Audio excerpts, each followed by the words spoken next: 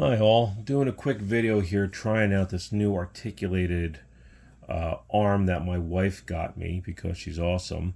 And it holds my phone and it clamps onto my desk. It gives me the ability to make these videos and not have to rig up something. So it just clamps to the phone, and then the phone or the arm itself then gets clamped to the tabletop, and it gives me some range of motion and flexibility. So I just want to put together something really quick to see how well it works, and so far so good.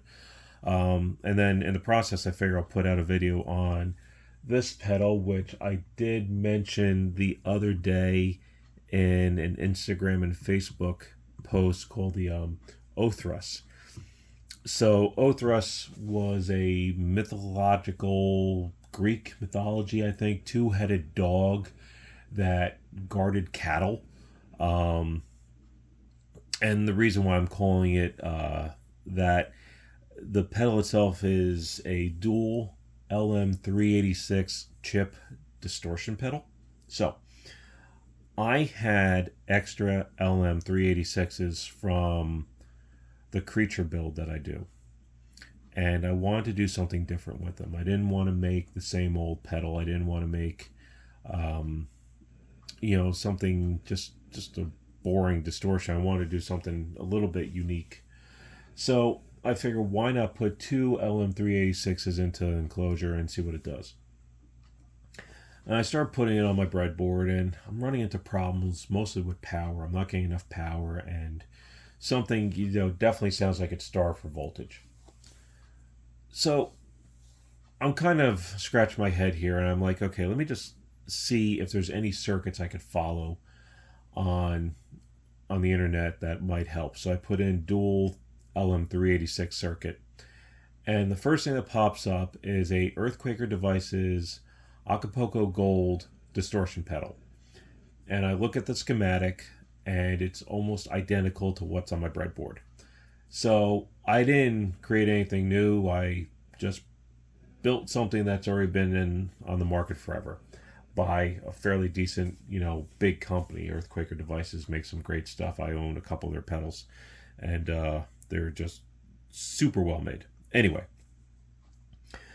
I figured out the power issue, so I fixed that, and I noticed that the Earthquaker Devices only had one gain stage. It was just maximum gain on the first chip, and no extra gain on the second chip. So the LM386 comes from the factory with a 20 gain factor preset, and if you put a capacitor between two of the pins, you could change that and go up as high as 200 gain factor. So 10 times of what it comes with. So what the Earthquaker Devices pedal does is the first gain, or the first chip, has full 200, and the second chip is just 20.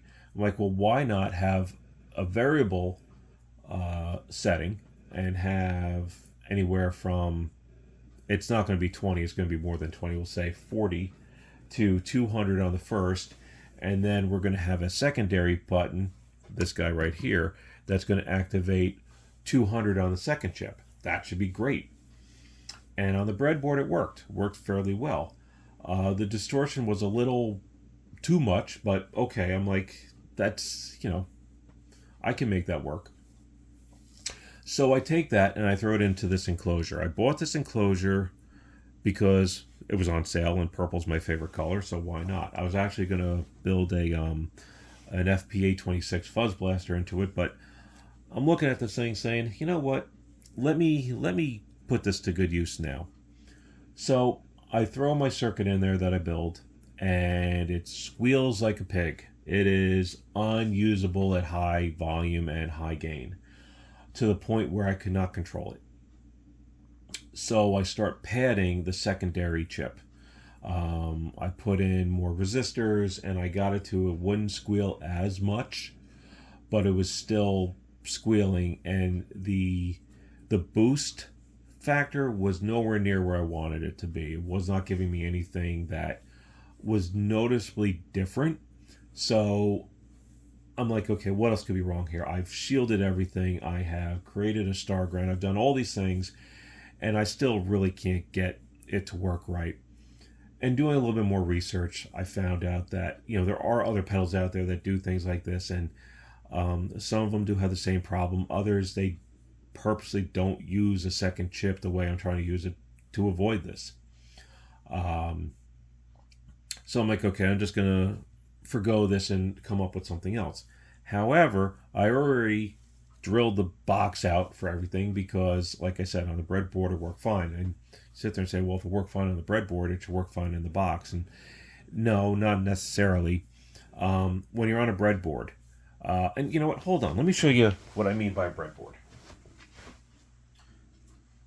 Because I'm sure some of you are not aware of what a breadboard is, but this is a breadboard. So I'm going to move this out of the way real quick. This is the same circuit on my breadboard. Now, the one difference is you don't see the bypass switch. My breadboard is very basic. I keep it really simple. And the only thing that's really on there that you normally... This button here, this foot switch, is the same as this switch here. So this was just for experimentation. And I'll explain how this works in a second. But when I built the circuit originally on this, it sounded fine. It didn't give me any problems. It was perfect. Way too much gain, but okay, cool anyway. So you have everything spread out here. Now you're going to take all this and you're going to squish it into a metal box. And what happens is when you put it into the metal box, you run into a couple of problems. One of them being interference, and that's what it really was. It's mostly interference. So, like I said, I tried to shield all the wires the way you're supposed to. I then went into more things by putting in a star ground. I twisted my power lines. I did everything that you could possibly think of to stop oscillating, because that's what the squealing really is. It's not feedback per se, it's squealing. Now it does feedback, but the feedback could be usable. I mean, Hendrix used it all the time, right? This though was a little over the top. So I figured, okay, what can I do? How can I use this circuit, modify the circuit to fit into the box and still give me something that I could use? So what I did was, this is no longer a boost, but this is the exact opposite. This is essentially a, we'll call it almost like a buffer. That's not really the right word, but what it does is, and it might be easier to show you on the breadboard actually. It's a good thing I still have it over here.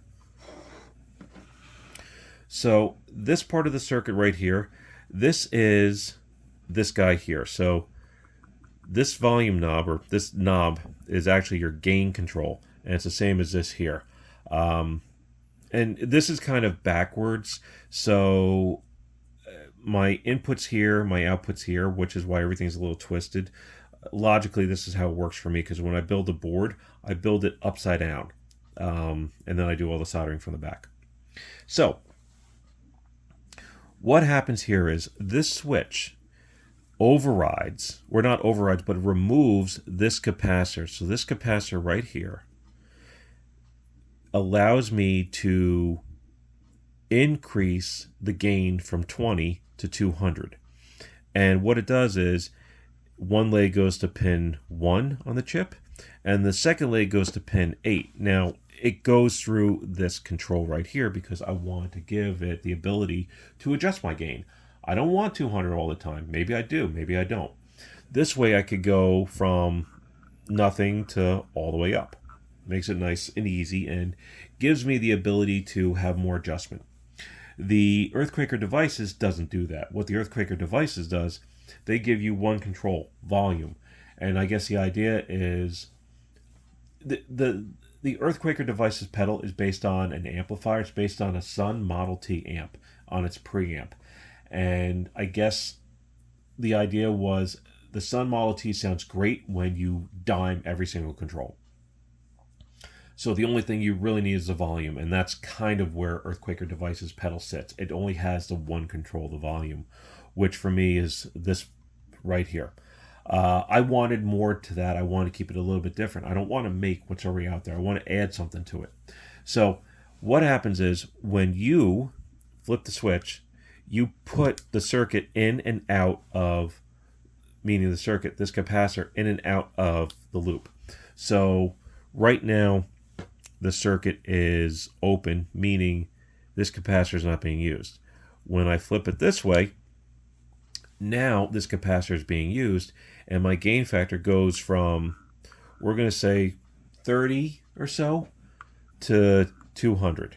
It's once you put in that capacitor, you're increasing the gain. And even if I put in a fairly large pot there, it's still going to pad it a little bit. So not pad it, but actually boost it. And you're going to have something in there. So it's not going to be 20 when it's all the way down. It's going to be 25, 30, something. And then you go up to 200. And it's probably not even fully 200. It's probably cut off a little bit, but that's fine. It was way too much anyway. So with that being said, let's go over the controls real quick here so you know what we're looking at. Volume. That's, we all know what a volume is. Gain control. So that's the lowest setting. That's the highest setting. So we'll say this is, again, we'll say 30. And we'll say 200. Roughly. This is our low pass filter. Bypass, or, your on off. And then your boost buffer, we'll call it. Yeah, I don't have a name for it. Now, initially I was going to build these to order. I really don't want to build these. If you want one, I'll make you one. I'm not going to charge you an arm and a leg. I'm not into that. It'll be roughly the same price as a fuzz blaster. They're really, it's not a lot to it. The problem is they're not very stable. So this does not squeal, but I can't guarantee that every single one I'm going to make doesn't squeal when you do that.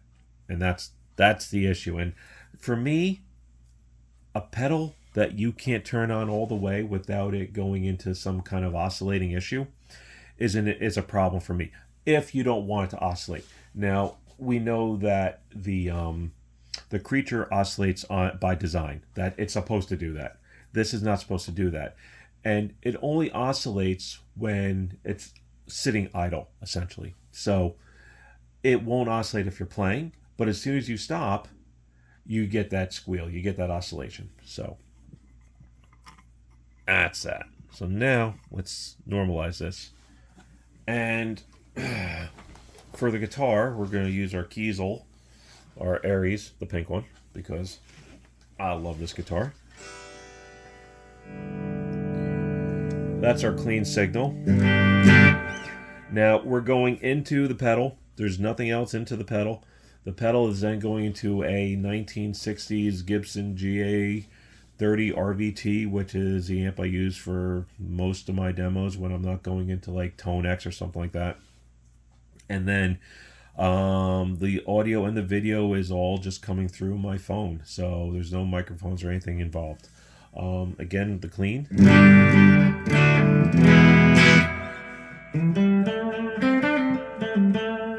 There's a little bit of reverb on the amp. Actually, the amp has some problems, so reverb's always on. I have to fix that. So anyway, let's turn the pedal on. Now, with the pedal on, it's quiet, and we are working. Even if I turn that up a little bit, it's still fairly quiet. I also have the boost off, so basically this is not doing anything if I turn it. I'll show you in a second. So here's how it sounds with, we're going to say roughly 20 on the gain factor.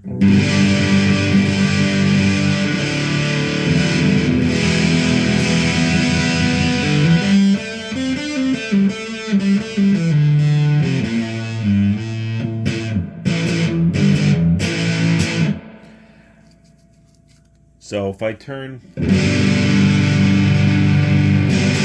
no difference. Okay,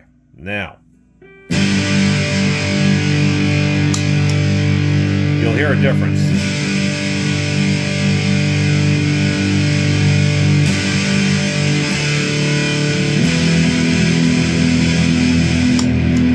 See? So, I've now bypassed the capacitor. Capacitor's in use now.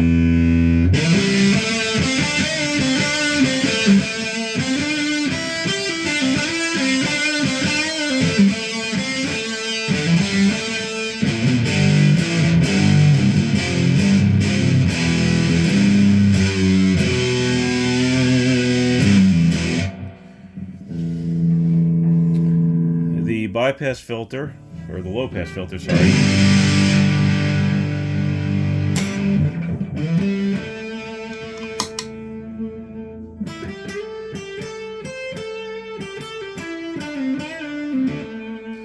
The low pass filter is straight out of a Proco Rat. There is nothing different about it. It's the same values on the pot, the resistor, and the cap.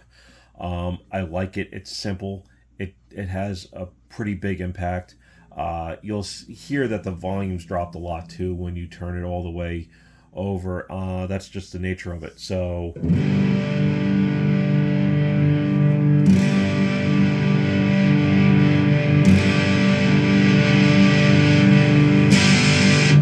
you get the sparkle in there back when you turn it back up, but I like that mellow sound you get out of it. So, you know, I use them in a couple of my pedals, and they great. It's really a good sounding filter. Now the problem I had was when you turn up the volume all the way and you had that engaged, it's squeal. You're getting feedback, you're not getting squealing. It's almost there. You could hear that it wants to do it, but it won't. I think I've done enough inside of that, so it won't do it on this, and hopefully it won't do it on any others that never be built.